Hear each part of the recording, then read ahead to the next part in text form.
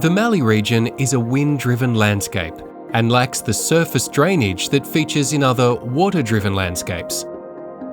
If more water is used than what crops need, or that can evaporate, it will build up in low-lying parts of the land. The water will then seep down into the underlying soils. In the Mallee, it is common for clay soils to underlie the top sandier soils.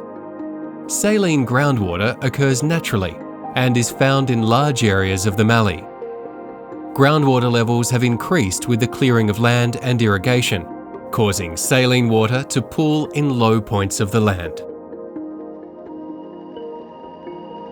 Early irrigation practices, such as furrow irrigation, which was the main source for watering crops, was inefficient and resulted in more than half the water applied to crops seeping into the water table.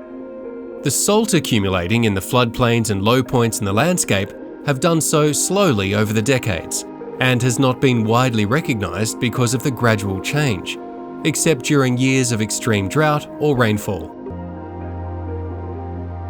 Groundwater mounds have developed as a result of increasing saline groundwater. This has also increased land salinisation and salinity levels in the Murray River.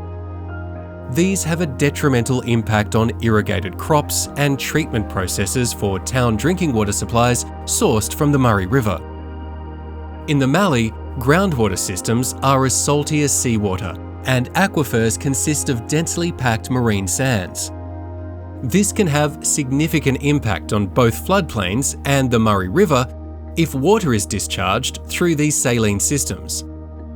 In the Mallee, excess water that drains below the root zones of irrigated crops such as vine fruit, nut crops and citrus can build up in the underlying clay soil and form perched water tables.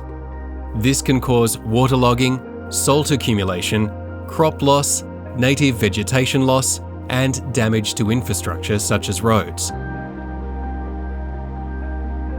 Investigations along the Murray River have identified salinity hotspots where saline groundwater has been discharging into the river. Salt interception schemes have been built at some of these sites to capture the saline groundwater before it enters the river and divert it to inland disposal areas.